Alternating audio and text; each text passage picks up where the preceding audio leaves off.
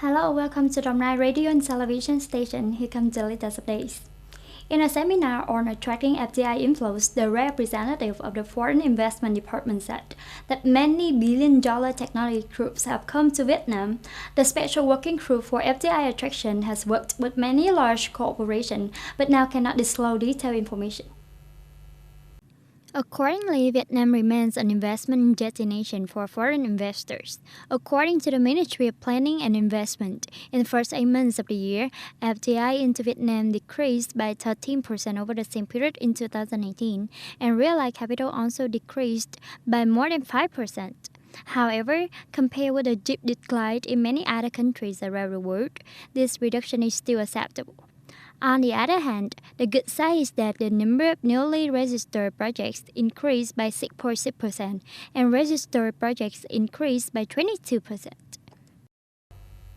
According to the State Bank of Vietnam, in the first half of this year, payment via mobile banking increased by nearly 180% with a value of 4.9 quadrillion Vietnam dong. Online payments have received special attention and have grown impressively since the COVID-19 outbreak.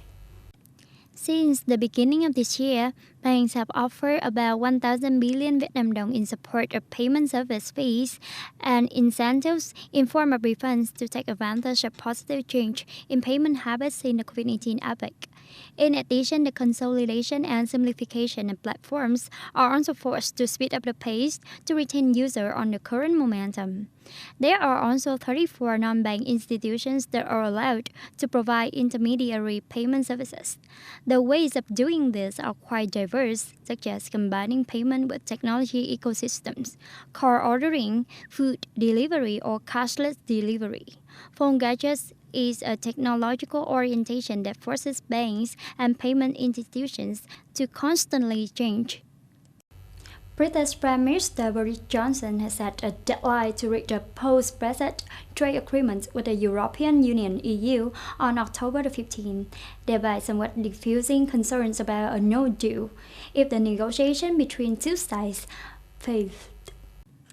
Announcement on the deadline for reaching an agreement with the EU was made by the office of British Prime Minister in the context of the 8th round of talks between the UK and the EU that will be resumed in London this week. If the two sides do not reach a bilateral free trade agreement, the UK will have an agreement with the EU in the same way as Australia or Canada or other countries. Australia is currently trading with the EU in accordance with the World Trade Organization WTO rules and tariffs. The British side did not expect much expectation about the ability to create a breakthrough, and the EU said the negotiation success or failure depends on whether to reach an agreement on the EU access to British fishing waters as well as regulations on state relief, but the UK is currently uncompromising. The anti-racist protest wave in Poland, Oregon, USA has entered the 100th night in a row. Police have admitted that the protest is violent and chaotic, when at least one demonstrator and one policeman are injured, when the crowd attacked the police with gasoline bombs. Portland protesters threw bricks and got bombs at the police, forcing the force to retaliate with tear gas and arrest more than 50 people. Portland police have also used a variety of crowd control measures, including tear gas, to disperse protesters. Local media estimated that about 400 protesters on the 9th of September the 5th, exactly the 100th day in a row, broke out a wave of anti-racist protests in Portland since the black citizen George Floyd was killed by the police in Minnesota. Nightly protests stirred up downtown Portland. Tensions continued to mount after the shooting in the city on August the 29th, killing one person. That's the end of the news for today. Thank you for watching and goodbye for now.